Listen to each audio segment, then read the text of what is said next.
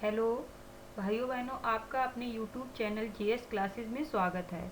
हमारे जो भी भाई बहन TET, super TET, MP TET, REET की तैयारी कर रहे हैं वो मेरे चैनल जीएस क्लासेस को ज़रूर सब्सक्राइब करें और सब्सक्राइब के साथ साथ लाइक एंड शेयर ज़रूर करें। तो आज की क्लास में हम मनोविज्ञान पार्ट फर्स्ट लेकर आए हैं।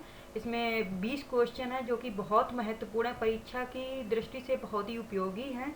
तो बिना स्किप किए हुए मेरा मतलब पूरा वीडियो देखें। तो चलते हैं अपने पहले प्रश्न की तरफ। तो हमारा पहला प्रश्न जो है वो है एस ओ आर थ्योरी किसके द्वारा प्रस्तावित है।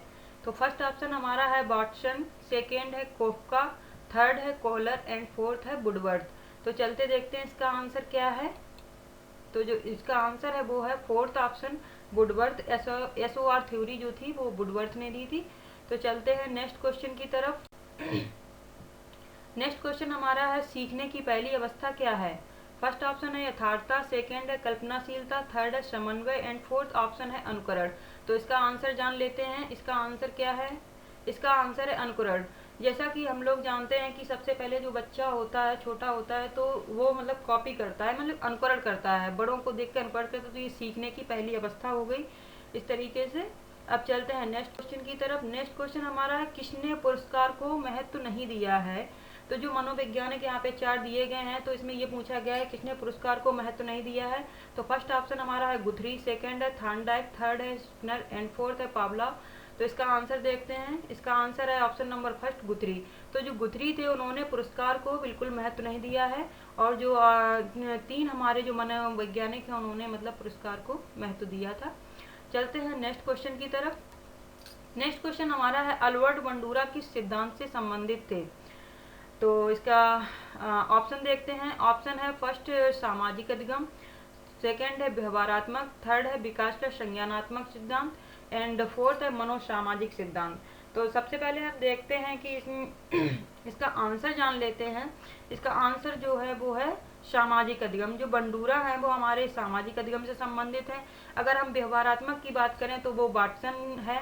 और जो अगर थर्ड हम ऑप्शन देख रहे हैं संज्ञानात्मक, संज्ञानात्मक तो सभी को शायद पता भी होंगे, जीन पियाजे ने ही संज्ञानात्मक को मतलब पूरा विस्तृत रूप से चर्चा की है संज्ञानात्मक के बारे में। और फोर्थ ऑप्शन जो मनोसामाजिक दिया है ये इरेक्शन का है। तो चलते हैं फिफ्थ क्वेश्चन की तरफ। फिफ्थ क्वेश्चन हमारा क्षेत्र सिद्धांत किससे संबंधित है। तो चलते हैं किससे संबंधित है। ऑप्शन फर्स्ट देखते हैं व्यवहारवादी, सेकंड ऑप्शन है गेस्टाल्टवादी एंड थर्ड ऑप्शन है संरचनावादी एंड फोर्थ ऑप्शन है मनोविश्लेषणवादी। तो इसका आंसर देखते हैं। इसका आंसर है गेस्टाल्टवादी। गेस्टाल्टवादी में हम लोगों को पता ही है कि कौन कौन से जो मनोवैज्ञानिक हैं वो आते हैं, जैसे कि कोफका है, बर्दीमर हैं एंड कोहलर वगैरह हैं। ये गेस्टाल्टवादी इनका जो समूह था उसके अंतर्गत आते हैं। ऑप्शन नंबर सेकंड हो गया इसका राइट आंसर। अब चलते हैं नेक्स्ट क्वेश्चन की तरफ। नेक्स्ट क्वेश्चन है हमारा गेस्टाल्ट मनोविज्ञान की आधारशिला किसने रखी थी। तो इसके ऑप्शन देख लेते हैं। फर्स्ट ऑप्शन है वाटसन, सेकेंड है Kurt Lewin, third Edgar and fourth है ब्रेंटनो। तो इसका आंसर देखते हैं। इसका आंसर है option number second Kurt Lewin. तो जो गेस्टाल्ट मनोविज्ञान की आधारशिला रखी थी वो कुर्ट लेविन ने रखी थी। इनके और भी सहयोगी थे, बर्दीमर भी थे। चलिए नेक्स्ट क्वेश्चन की तरफ चलते हैं। प्रयास और भूल का सिद्धांत किसने दिया था। ये बहुत ही इजी क्वेश्चन है, शायद हमें लगता पढ़ा ही होगा आप लोगों ने। तो इसके ऑप्शन देख लेते हैं। फर्स्ट ऑप्शन है थॉर्नडाइक, सेकेंड है बंडूरा एंड थर्ड ऑप्शन है कोहलर, फोर्थ ऑप्शन हमारा है स्किनर। तो इसका जो राइट आंसर है वो हम जान लेते हैं। इसका राइट आंसर है थॉर्नडाइक।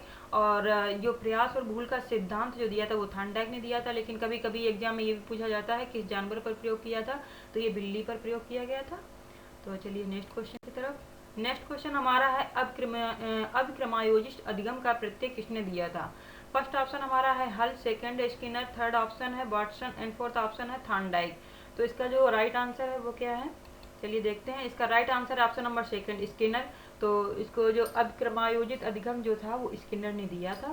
तो चलते हैं नेक्स्ट क्वेश्चन की तरफ। नेक्स्ट क्वेश्चन है सकारात्मक दंड का उदाहरण है।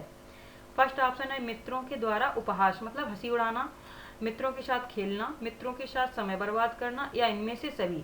तो जो सकारात्मक दंड के अंतर्गत आता है वो मित्रों के द्वारा उपहास, मतलब जब कोई बच्चा है तो अगर कोई उसके मित्र अगर उसकी हंसी उड़ाते हैं तो वो कहीं ना कहीं मतलब उस चीज़ को करने की कोशिश करता है, तो इस तरीके से देखा जाता है कि वो सकारात्मक दंड के एग्जाम्पल के अंतर्गत आ जाता है। तो नेक्स्ट क्वेश्चन की तरफ चलते हैं हम। इसका ऑप्शन नंबर फर्स्ट सही हो जा रहा है। चलिए नेक्स्ट क्वेश्चन की तरफ।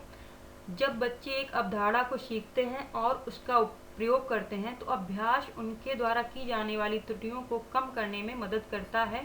यह विचार किसने दिया है?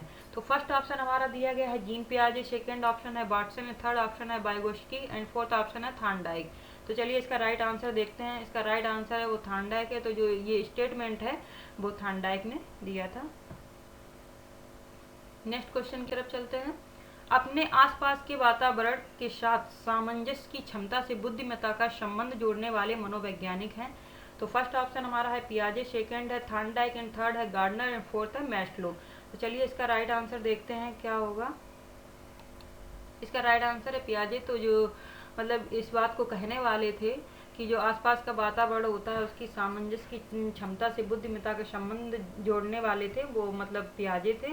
पियाजे ने मनोविज्ञान में बहुत ज़्यादा ही योगदान दिया है अपना। चलिए नेक्स्ट क्वेश्चन की तरफ। नेक्स्ट क्वेश्चन हमारा अधिगम के लिए क्या आवश्यक है? फर्स्ट ऑप्शन है स्वानुभव, सेकेंड ऑप्शन है स्वचिंतन एंड थर्ड ऑप्शन है स्वक्रिया एंड फोर्थ ऑप्शन है सभी। तो चलिए इसका राइट आंसर देखते हैं क्या होगा। इसका राइट आंसर है ऑप्शन नंबर फोर्थ सभी। तो अधिगम के लिए सभी चीज़ें आवश्यक ही होती हैं। अपने अनुभव भी आवश्यक हैं, चिंतन भी आवश्यक है और क्रिया भी आवश्यक है, तभी हम अधिगम कर पाएंगे। चलिए नेक्स्ट क्वेश्चन की तरफ। ध्यान आकर्षित होने में किसकी प्रमुख भूमिका होती है? तो फर्स्ट ऑप्शन इसका है उद्दीपन की तीव्रता, सेकंड ऑप्शन है उद्दीपन की सक्रियता, उद्दीपन की उपादेयता एंड फोर्थ ऑप्शन है उद्दीपन की विश्वसनीयता। तो चलिए इसका राइट आंसर देखते हैं। इसका राइट आंसर है उद्दीपन की तीव्रता। तो जब हम ध्यान को आकर्षित करते हैं, ध्यान को आकर्षित करने में सबसे जो महत्वपूर्ण भूमिका होती है, कहीं ना कहीं भूमिका तो सभी की होती है लेकिन इसमें पूछा जा रहा है कि प्रमुख भूमिका किसकी होती है, तो ये ध्यान रखना है। तो प्रमुख भूमिका होती है उद्दीपन की तीव्रता की। तो चलिए नेक्स्ट क्वेश्चन की तरफ चलते हैं। नेक्स्ट क्वेश्चन हमारा है कोहलर किससे संबंधित हैं? फर्स्ट ऑप्शन है व्यक्तित्व से संबंधित है, सेकंड प्रेरणा से या फिर विकास से या अधिगम से। तो चलिए इसका राइट आंसर देखते हैं। इसका राइट आंसर है अधिगम से। कोहलर अधिगम से संबंधित है, जैसा कि पता ही है। थॉर्नडाइक भी अधिगम से संबंधित है। थॉर्नडाइक ने मुख्य नियम दिए थे और कोहलर ने जो अधिगम का जो नियम दिया था तो वो हमारा जो उनका प्रयोग था वो चिंपैंजी पे किया था, आप लोगों को पता होगा। और उसका जो चिंपैंजी का नाम था वो था सुल्तान। चलिए नेक्स्ट क्वेश्चन की तरफ। बच्चे दुनिया के बारे में अपनी समझ का सृजन करते हैं, ये किसने कहा था? ये बहुत ही फेमस स्टेटमेंट है और कई बार एग्जाम में पूछा भी गया है, तो इसको ये बहुत ही इम्पोर्टेंट है, बहुत ध्यान से इसे देखिएगा। तो चलते हैं इसके ऑप्शन देख लेते हैं। ऑप्शन फर्स्ट है पियाजे, सेकंड है पावलोव एंड थर्ड है स्किनर एंड फोर्थ है कोलबर्ग। तो चलिए इसका राइट आंसर देखते हैं। इसका राइट आंसर है पियाजे। बच्चे दुनिया के बारे में अपनी समझ का सृजन करते हैं, ये स्टेटमेंट पियाजे का है। चलिए नेक्स्ट क्वेश्चन की तरफ। वस्तुओं को क्रम में लगाने की क्षमता बालक में विकसित होती है जब वह है, तो यहाँ पे जो वस्तुएं हैं बच्चे क्रम में लगाते हैं तो वो मतलब कौन सी अवस्था में होते हैं? तो इसके फोर्थ ऑप्शन यहाँ पे दिए गए हैं इंद्रियगामक अवस्था या पूर्व संक्रियात्मक अवस्था, मूर्त संक्रियात्मक अवस्था या औपचारिक अवस्था। अच्छा, ये अवस्थाएं तो आपने देख ही ली होंगी लेकिन ये आपको पता होना चाहिए अवस्थाएं किसने दी थी। चारों अवस्थाएं ये जीन पियाजे ने दी थी और जीन पियाजे की ये वर्गीकरण है चारों अवस्थाओं का। तो चलिए इसका राइट आंसर देखते हैं क्या होगा। इसका राइट आंसर है मूर्त संक्रियात्मक अवस्था।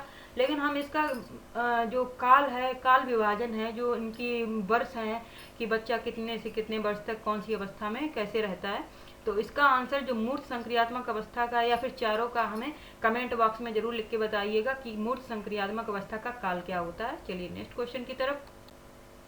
नेक्स्ट क्वेश्चन है वाइगोत्स्की के अनुसार संज्ञानात्मक विकास का मूल कारण है। वाइगोत्स्की के अनुसार संज्ञानात्मक विकास का मूल कारण क्या है? फर्स्ट ऑप्शन हमारा संतुलन, सेकंड है सामाजिक अन्योन्य क्रिया एंड थर्ड है स्कीमास का समायोजन एंड फोर्थ है उद्दीपन अनुक्रिया। तो इसका राइट आंसर देख लेते हैं। इसका राइट आंसर है सामाजिक अनुक्रिया। तो बाय जिससे जैसे कि हम लोगों को पता ही चल जाता है कि अगर कभी कभी ऑप्शन पे भी डिपेंड करती हैं कुछ चीज़ें हम लोगों को पता होती हैं, तो वाइगोत्स्की ने हमेशा समाज के ऊपर बात की है, तो ज़्यादा हमें दिमाग लगाने की ज़रूरत नहीं है। तो जब सामाजिक वहाँ पे लिखा है तो वाइगोत्स्की ने हमेशा समाज के ऊपर अपना का जितना भी वो रहा है तो सब समाज के ऊपर दिया है उन्होंने। तो चलते हैं नेक्स्ट क्वेश्चन की तरफ। इसका राइट आंसर हो ही गया है सेकेंड। जो हाँ, नेक्स्ट क्वेश्चन की तरफ हम चलते हैं। वाइगोत्स्की के अनुसार बच्चे सीखते हैं, अभी हमने बताई था, अभी वाइगोत्स्की से पिछला वही क्वेश्चन था। तो चलिए देखते हैं इसके ऑप्शन क्या है। पुनर्वलन से सीखता है, परिपक्वता से सीखता है, अनुकरण से सीखता है, या फिर फोर्थ ऑप्शन है वयस्कों के साथ परस्पर क्रिया से। जब उन्होंने कहा ही है कि सामाजिक अधिगम में ही उन्होंने अपना वो किया है, तो फिर इस हिसाब से तो अगर ऑप्शन देखा जाए तो वो फोर्थ ही मेरे हिसाब से सही होना चाहिए। तो चलिए देखते हैं इसका फोर्थ ही ऑप्शन यहाँ पर हमारा राइट आंसर है, क्योंकि समाज में ही हम मिलते जुलते हैं। तो यहाँ पे वयस्कों के साथ परस्पर क्रिया, जब हम अपने बड़े बुजुर्गों के साथ मिलकर उठकर बातचीत करते हैं तो उस हिसाब से बच्चे ज़्यादा सीखते हैं मेरे हिसाब से। चलिए नेक्स्ट क्वेश्चन की तरफ। नेक्स्ट क्वेश्चन है वाइगोत्स्की के सिद्धांत में विकास के किस पहलू की उपेक्षा की गई है। तो फर्स्ट ऑप्शन हमारा है सांस्कृतिक, सेकंड है जैविक, थर्ड है भाषाई एंड फोर्थ है सामाजिक। तो इसमें ये पूछा कि उपेक्षा की गई है मतलब अवहेलना की गई है, तो इन्होंने मतलब किस एक टॉपिक को नहीं लिया है। तो इसका राइट आंसर देखते हैं। इसका राइट आंसर है जैविक। तो उन्होंने मतलब सांस्कृतिक, भाषाई और सामाजिक तीनों पक्षों को मतलब लिया है अपने उसमें सिद्धांत में, लेकिन जैविक को इन्होंने अपने सिद्धांत में स्थान नहीं दिया है, इसकी उपेक्षा की है। तो चलिए नेक्स्ट क्वेश्चन की तरफ, और जो कि इस वीडियो का लास्ट क्वेश्चन भी है, 20वां क्वेश्चन है। ZPD का प्रत्यय किसने दिया था। Very very most important question है ये, और ये कई बार एग्जाम में पूछा भी जा चुका है, कई बार बच्चे समझ नहीं पाते कि ZPD क्या होता है। तो चलिए फर्स्ट ऑप्शन इसका देखते हैं वाइगोत्स्की, सेकंड है बंडूरा, थर्ड है स्किनर एंड फोर्थ है पियाजे। तो चलिए इसका राइट आंसर देख लेते हैं। इसका राइट आंसर है वाइगोत्स्की। ZPD जो प्रत्यय था वो वाइगोत्स्की ने दिया था। तो इस हिसाब मेरा वीडियो यहीं पे ख़त्म होता है। अगर आप लोगों को मेरा वीडियो अच्छा लगा हो, प्रश्न अच्छे लगे हों, तो ज़रूर मेरे चैनल को सब्सक्राइब करें, और जो भी मतलब जैसे भी प्रश्न लगे हों आपको या फिर कोई दिक्कत हो तो ज़रूर कमेंट बॉक्स में ज़रूर बताएं। और चलिए तो मेरे चैनल को सब्सक्राइब, लाइक एंड शेयर ज़रूर करिए। धन्यवाद।